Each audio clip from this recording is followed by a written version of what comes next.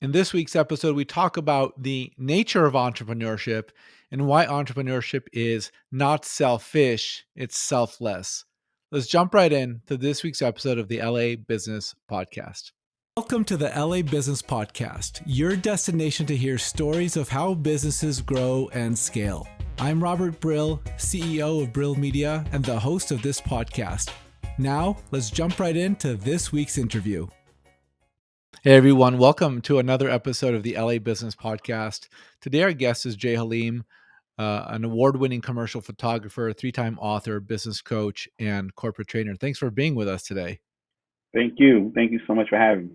So tell us about how you do all these things and what your passions are. Tell us about that. Oh man, so I fell into all these things. That's what happened. Yeah. So a little bit about me. I'm from Newark, New Jersey originally. Um, Grew up in the crack era. Everybody tells they rap about now and make songs about. I Hmm. actually grew up in that and had that type of family. All the adults in my household except for one was strung out on drugs. And so, I turned to selling drugs. Did that through, high school, streets out of high school into college, became a felon. And then I went ahead on into entrepreneurship, even though I graduated college, but I couldn't get a job. And so, did business for a while, moved away from South Carolina and went to DC, a little bit more affluent, a little bit more forgiving. But when the economy went bad, came back to South Carolina. I was in the entertainment industry a little bit when I was in DC, but there was not no entertainment in South Carolina, but I did have a camera. And Hmm. so I was taking pictures at my church, but I, found out my wife was pregnant with my son and we needed money. So I went to sell my camera, sold it to my pastor. He gave it back to me 2 weeks later and said he wanted me to do something with it. And I just took that as a sign for me to take it seriously. So I became a photographer and then becoming a corporate and commercial and all that other stuff. I just was a businessman prior to that, and I just said, hey, let me go at it different than everybody else. Let me not look at weddings. Let me not look at taking pictures of families and all that other stuff. So I went the corporate route. I started networking differently. Started doing government contracting. Hmm. Found out that the government gives out $400 million a year to photographers. The federal government that doesn't Really? include local government. So just started learning how to do the business, did some forensic work, started working with law firms, doing casework for law firms. And so that's Got it. how my business grew as far as that's concerned. And then it just became a full-fledged media company where we started filming and then we started producing our own content in-house. And so this is where we are now. I became a coach and a trainer because I definitely wanted to teach other individuals. When I would be at these government workshops and conferences that my company will be shooting, we'll be there filming for 5 and 6 hours, listening to them give so much great information about how a business owner can do business with the federal government or the local government or airports. And it's not a lot of business owners there, and definitely not a lot of minorities at these functions. And so I started being like the poster child of they would bring me around to different cities and saying, hey, well, this guy always has work. Why can't you do it? But they wasn't really doing what they need to do to get them in the room. So I created my company, I Won't Starve, was off my mantra and my brand, and basically teaching minorities and African Americans how to do business, become business owners, and also do business with local and city and state government. So And what so should we did that. someone So Jay, let me ask you, what should a business owner, small business owner, in particular know about getting government contracts? Like, how does that even work? Oh, okay. So I mean, you got to be in it to win it. So they're gonna keep telling you to get certified, get certified, get certified. That's the scary part to everybody, but it's really not that big of a deal. Once you get certified with your local certifications, and then you start getting state certifications and federal like DOT, like working with SBA, those type of things, 8A certifications, then that gets you in the game. It doesn't get you work, it just gets you in the game. But then you have to attend these functions because if they don't know you, they're not going to reach out to you.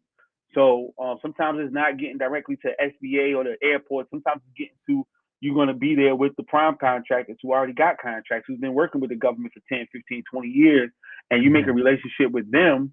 And once you have a relationship with them, then you can start building your way up the ladder. But most of the time, what people think is that once they get certified, somebody's going to look through this database of 200,000 certified business owners, and they're going to look to try to call you. That's never going to happen. If you're not in the room or around them, or somebody they can't refer you real fast, they're never going to give you the business. Mhm. So, very cool. So, what are some so once you get the contract, what are you doing? You're bidding on it, you're saying, "Look, my prices are gonna be X amount, and it'll be competitive." And then what do? You get referred out to different, like, situations, cases, like, how like, where do you take photos? Like, of what? Oh, so for me, I've shot for the airports. So we've done the airports. All the airports have events that they have every year on the calendars. They have things like here they have fly-ins. Basically, fly-ins is teaching people how to do business with the airport, how you go and get certified. And so sometimes they do like a little tour. So you'll have, let's say you have 4 airports in your state or 10 airports in your state. They'll all work together and they'll go. One day it'll be in LAX. Next day it'll probably be at SFO, and the next time it'll be at this airport. And so for me, I'm in South Carolina now. I'm actually transitioning to Vegas, but in South Carolina, it's not an airport I haven't worked with, as well as Atlanta Airport and Charlotte Airport. But they would do the fly-ins in different places. Then, of course, they need headshots. They need documentation for situations like that. So when they're doing these projects, they might have a big construction project where they're putting a new wing on the airport. They pay for that. They have to document that via film or photography. So it's a lot that the government pays for. Now with the drone work, they have a lot of drone work. If you got 30 acres of land that they're about to do something with, how do you document that? Somebody's going to put a drone and fly a drone all across these 30 acres and give them the information and things that they need. They're not just going to pay for a helicopter to ride over it. Somebody with a drone is going to be getting that information and that footage for them so that they can document it. That's really interesting. I never thought of that. Like, there are government databases, right? Like, where you can go Mm, in, like, bid on contracts. So, what do you definitely. like, do you teach people how to kinda, like, take advantage of and build a business upon government contracts, or what's the focus there? Well, the first thing for me was just getting people into business, because a lot of people are afraid to go into business. And then I started bringing them into the government space because sometimes the government doesn't work with people. Sometimes it's better to work with private entities, not public entities. It just all depends on what type of business you're trying to run. The government worked out for me tremendously because, again, photography is taboo. Nowadays, they're trying to make cell phones that replace photography and videography.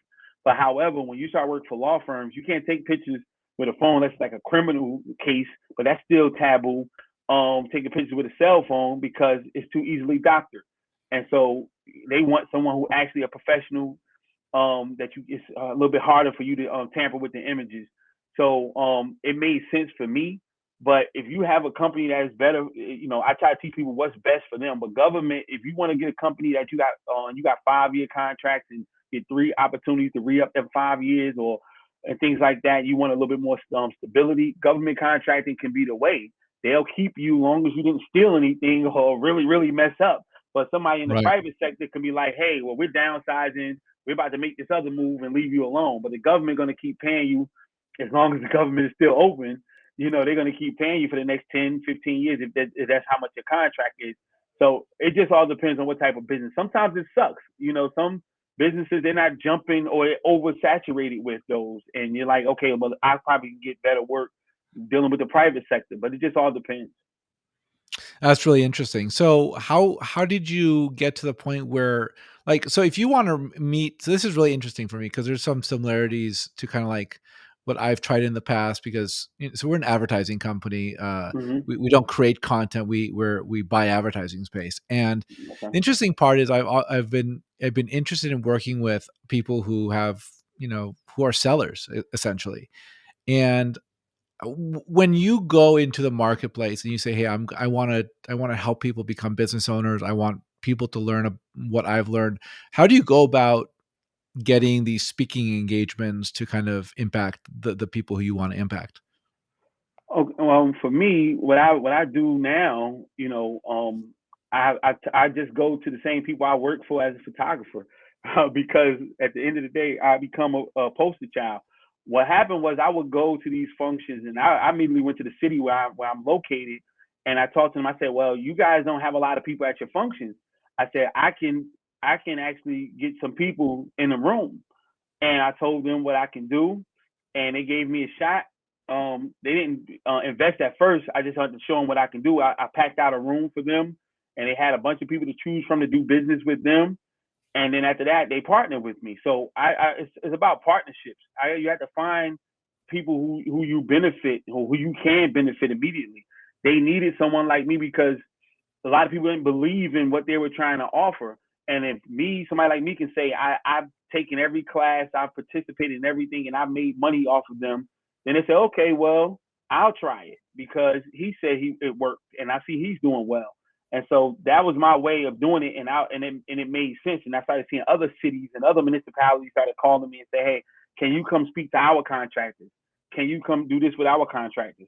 And then it started being contracting with them to consult because another thing about government contracting is, you have a PR portion of it. I'm not a PR, I'm not in PR, but so they don't have to go to PR and get themselves in trouble. A lot of times they don't know how to deal with contractors because you might have a predominantly white construction company that's a prime with predominantly minority subs. And so now, as soon as somebody don't get a bid, they saying, "Hey, it was a racist thing," and they don't know that they didn't do the bid properly. They didn't go through the proper channels. They didn't conduct themselves right. It's just a whole bunch of things. But I've done it successfully plenty of times, so I was able to help other people do it, keep people out of the news. Wow.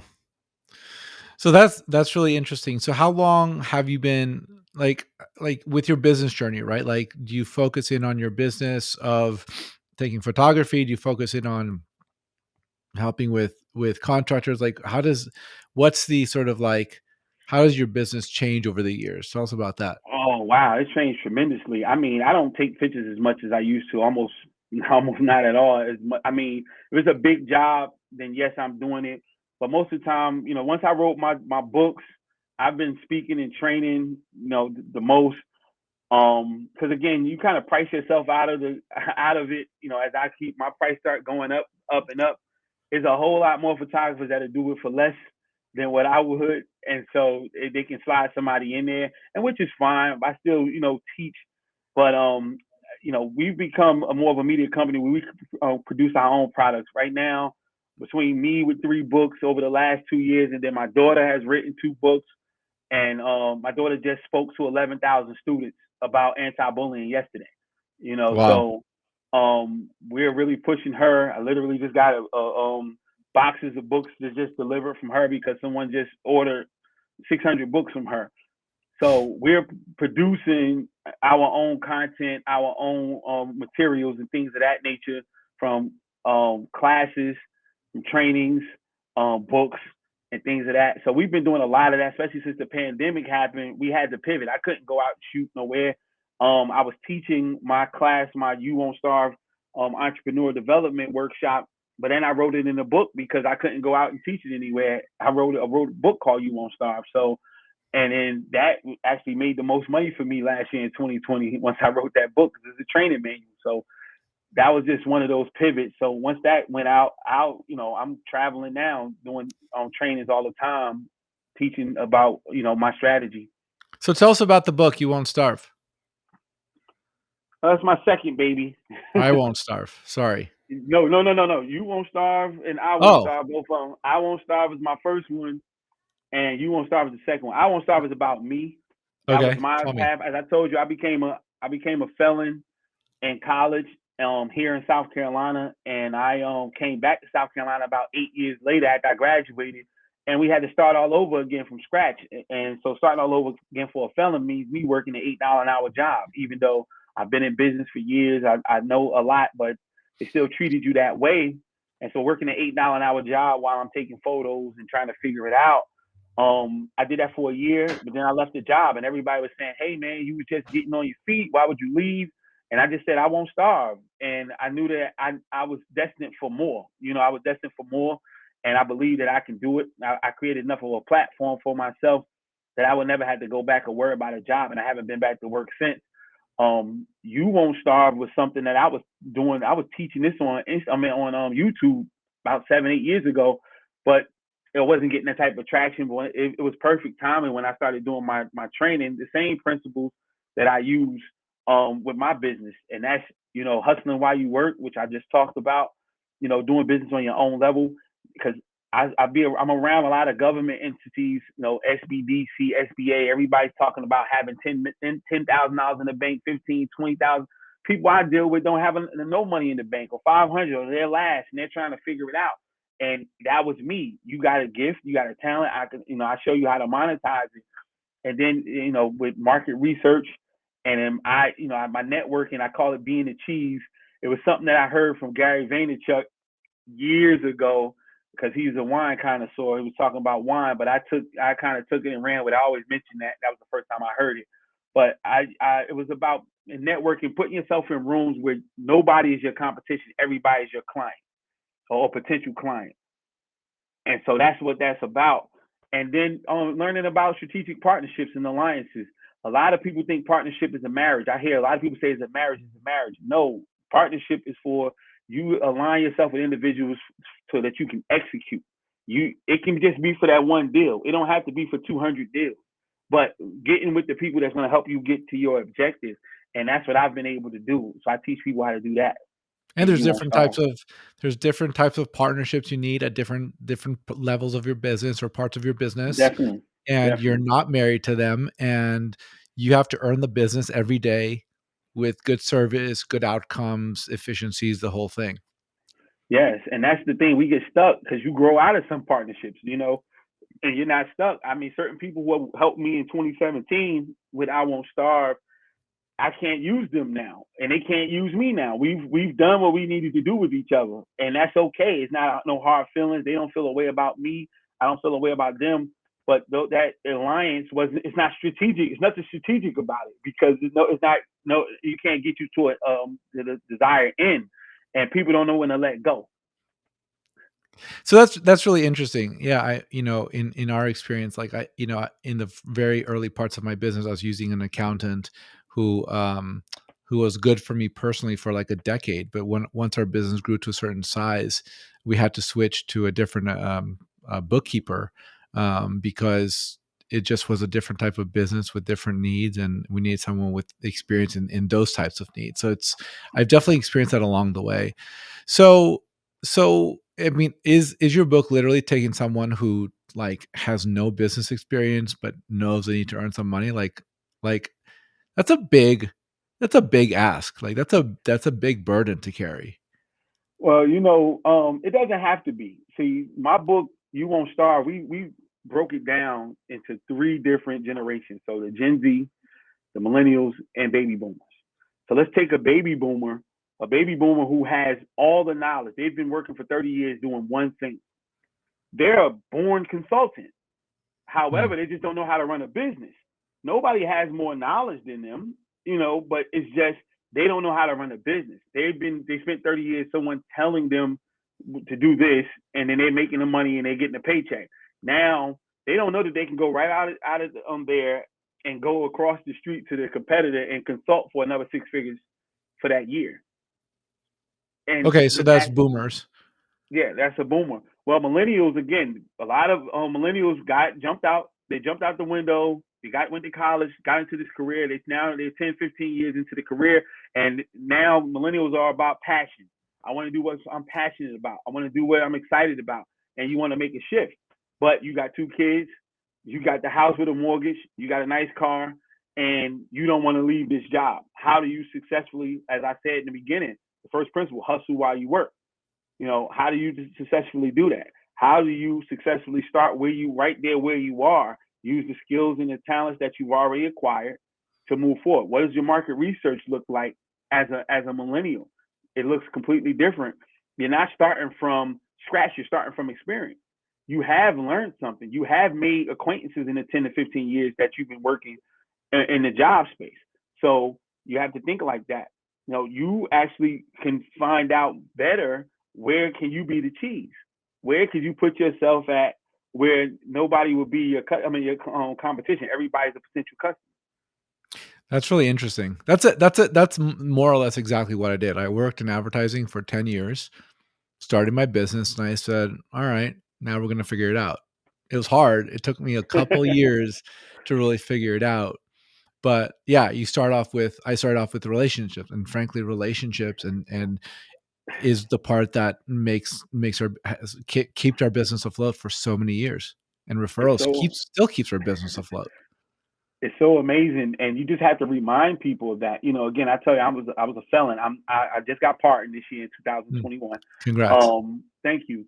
You know, when you're talking to someone who was probably like a kingpin drug dealer, trust me, they act like they never made a bunch of money when it's time to talk about doing business because it doesn't compute, and you just had to teach them the language. You have to teach them the language. It's like you're not starting from the beginning.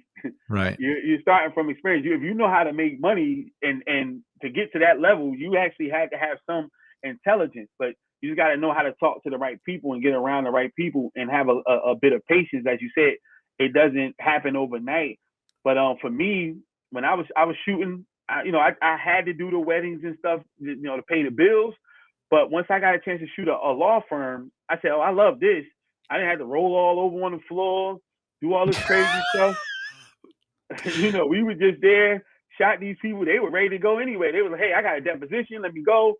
Boom, got two Right. people out. They leave. I got $1,000. I was done before lunch. It's I funny, said, "This is there's a it." meme going around where it's like the $500 client has like a big old list of demands. The $5,000 client says, "Cool, thanks, see you in a month." Perfect, and that's a perfect example. I said, "This is where I need to be," and literally the next month I got an office right smack downtown where all the businesses and started passing out flyers and putting brochures in these law offices. And then I went to a city function. They had, as a matter of fact, it was a DOT function that they had, and again, it was no photographers there. It was like, why are you here? You're not a construction company. You don't have a commercial cleaning business. You don't have this type of business. But I booked 7 headshot sessions from those businesses that were there that first day. So it just started working, and people would say, "Hey, well, who did your headshot?" And it'll be they're sending this stuff to DOT or to SBA, and they're like, "Well, who did your headshot?" Well, this guy here, is he certified? Well, no, but I'm gonna get certified. So now it's, "Hey, you certified? Could you come over and do this for us?" So it was Right. just that type of thing. Once you start hanging around in certain circles and certain networks, you understand what needs to happen so you can get more work, right? If you're never Yeah, in those circles, you'll never know you need to be certified, and you'll always be on the outside because you'd never have that one really important conversation with someone.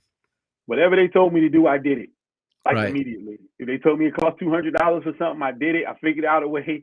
I did it. If I had to take a class, if I had to be somewhere on a Saturday or evening, I was there. And that's what we don't want to do, because someone gave us money without doing all of that work, and so we don't forget that part. We forget that part. But this money lasts. This quadruple where Right. somebody was paying me $1,000 for, I was getting $3,000 and $4,000 for. So you want to go through that little bit of hard work so that you can be okay. I mean, the process is hard, but it's worth it. I think the mindset, do you talk about mindset in your books? Because I think that's such an Definitely. important, like, component here, right? Someone says, "Look, it's gonna cost $200 to do something," they'll be like, "I don't wanna do it because it cost me $200." Meanwhile, the entrepreneur says, "That $200 is gonna lead me to thousands of dollars." And that's all I talk about. And that's where it starts with your mindset. My wife and I, we used to laugh about this because we would eat out a lot. And I would say I buy anything that I need to buy for my business now because I remember it was a time I used to spend $250 a week eating out. And so that's $1,000 a month. So anything that I need that costs a couple of dollars, I pay for because I remember wasting that type of money. And it was just a mindset. It's still money, but this is money that's can make me more money, can put me in a room that I otherwise wouldn't have been able to go into. And so I definitely do that. And I lead by example by saying, "Hey, invest in yourself. That's the only way you're going to get past the other individuals. You're always going to find enough people who are not willing to invest in themselves. So And that's such a you do shame. And that." that is such a shame, even with business owners. There are business owners, and Yeah, look, I get it, like, there's a philosophy, right? When you're a startup, cost is everything. The less you spend the less you spend on startup costs, the more runway you have to figure it out, right? So I totally get that. Then there's a That's what they shift. say. Say what? So that's what they say. Yeah, I mean, look, I've been there too. It's like questioning every penny that I spend. It's like like I'm not money's not coming in. I still have to pay rent. Like I don't have a salary. But then there comes a shift that I think every entrepreneur has to recognize. That's like, no, that $10 at $100 at $1,000 is going to save you like $5,000 worth of time, which you can then use to spend to like get more business, right? Yeah, Like, don't spend your time building a website. Have someone else do that who knows what they're doing. It'll cost you a yes. couple $100. Go out and like attend the event instead of building your website that you don't know how to do anyway. And that's the funny part for me. The reason why I said what I said was because it's a part that's left off of there. You don't have to spend any money when you start, but you're going to have to replace the money with time and effort. And a lot of people don't want to put that time and effort in. So if you don't want to put $500 up, are you going to put the time and effort in to make up for that money? And a lot of time that's not the case, And with social media, it makes people think that you can do something for free, which the people who are really winning is spending $1,000 a day, $700 a day Sure. advertising on social media. When you tell certain people that, it's mind-boggling. But the biggest thing I tell people all the time, I say, you want to make $100,000 a year? They say, yes. I said, well, spend $10,000 in your business. Legit. And they get quiet about that. I like, but that's not robbery. That's fair trade. If you invest $10,000 in your business this year, you're probably going to get 100,000 or If at you have the least right 80. ingredients. If you have the right ingredients. If you don't have like the person who's unwilling to spend that money, like I get it. $10,000 is a ton of money for a lot of people, especially people who are, the challenge is if you're used to having everything covered by your business, all the like when you travel, all the expenses on all these things, having to outlay $10,000 for yourself seems like a big deal, especially if you only Mm-hmm. have $500 in the bank or whatever, right? You got to level up to get to that point. But I think some of those people don't actually believe in themselves. I agree. I agree. And also, we're not teaching business like we used to.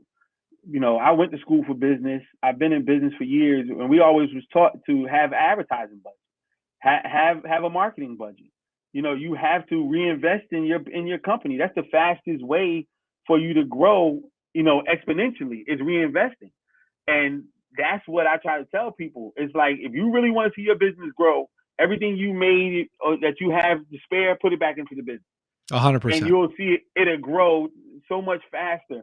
And once you get that mindset, as you said earlier, then they'll start to see it. I mean, 5 years ago, I put $30,000 back into my business, and I went and got a building and got more equipment, more cameras, and we went from doing $1,000 jobs to $10,000 jobs because you went from 2 cameras to 6 cameras.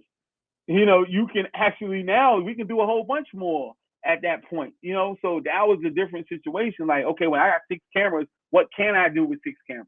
You How did know, you feel? How did you feel getting that building and spending that $30,000? Were you like was it like scary or were you excited? No, it wasn't scary because I had a commercial cleaning business when I first graduated college, and I didn't invest in that business, and I kicked myself in the behind for years about that because I didn't never reinvest in my company. I partied in my 20s. I partied Oh yeah, hard. I legit. had a blast. I would get. I had every Ann Taylor women's store. We cleaned every Ann Taylor women's store from Rehoboth Beach, Delaware, to Virginia Beach, Virginia.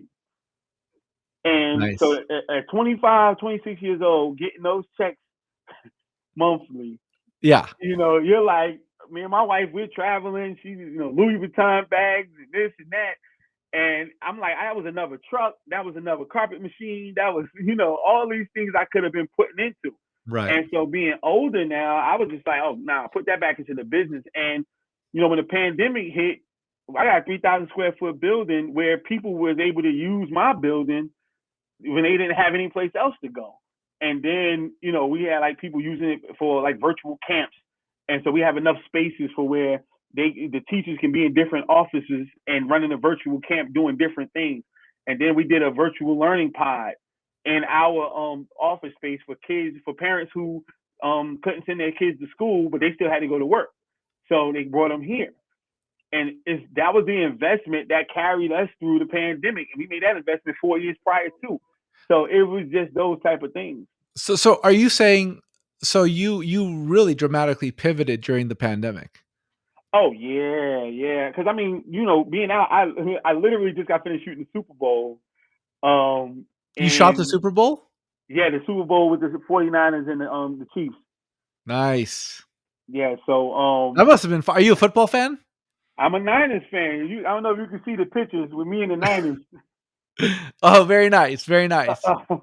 I didn't put the Chiefs up there because I'm a fan of the Niners and they beat my team, so I'm still kind of salty. But I have pictures with them as well. That's funny. But no, yeah, I just got finished shooting the Super Bowl, and then I was kind of doing a dual thing because I was having a major event that March. I was having an event called the Perfect Partnership, basically teaching individuals. I was bringing government entities from all around the Southeast to one place and bringing business owners there so they can actually teach them how to make this partnership. And we're going to do it again in 2022. But we had to cancel prior to the pandemic. So I was kind of doing a dual thing. But once you couldn't go out like that, the government shut down. Nobody wasn't getting new headshots or having no events. They're still doing the virtual events right now. Right, So the events my company would have been contracted to film or to shoot, they're doing those virtually. right. That's And fascinating. so So yeah. you used your space to give students and teachers the ability to kind of be separated and Mm-hmm. also do what they need to do outside of their home. Yep. Wow, that's Yeah. fascinating.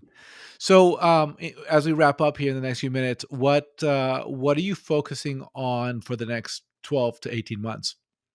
Oh man, so the next 12 to 18 months is just building up the media company from a production space, continuously producing more content.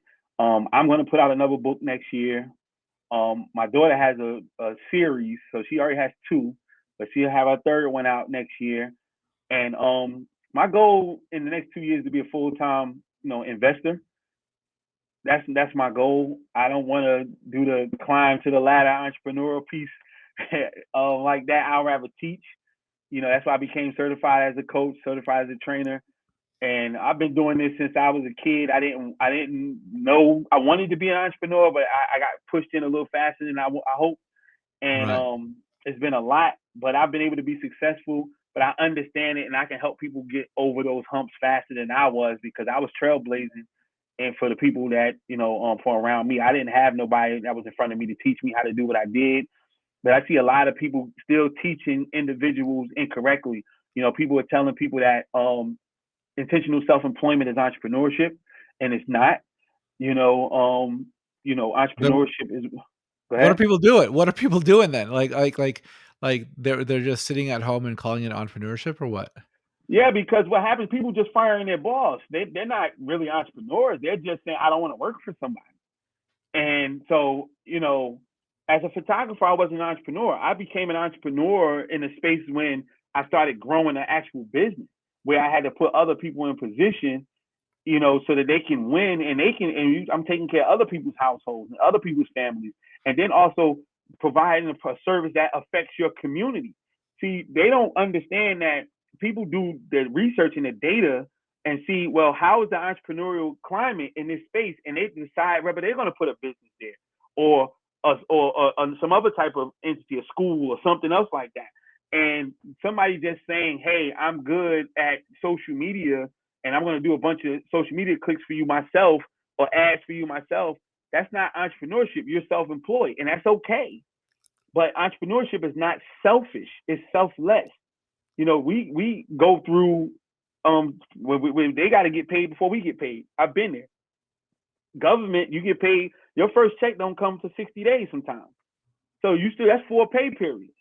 So this is why contractors don't know how to get money, don't know how to work with factoring companies, don't know how to bid and ask for advance money for them to cover payroll for the next, for the first 60 days to float them. They don't know that type of stuff because that's real business. It's not about the money. It's a working situation that you can affect your community and affect what's going on, and then you can actually grow to sell.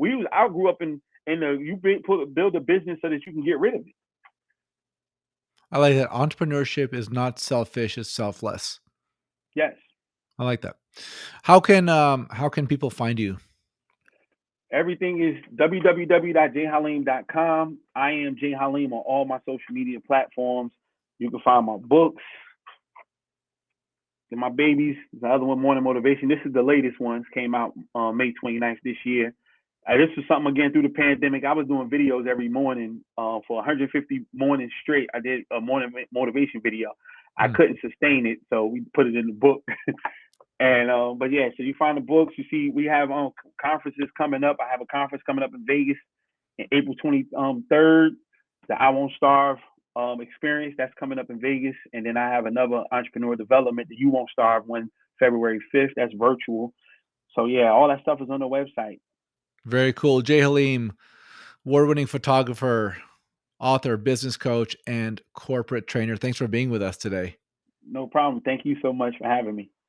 Thank you for listening to this episode of the LA Business Podcast. If you like what we're doing on this podcast, please consider subscribing on Apple or Google Play, leaving a 5-star review, and sharing with your friends.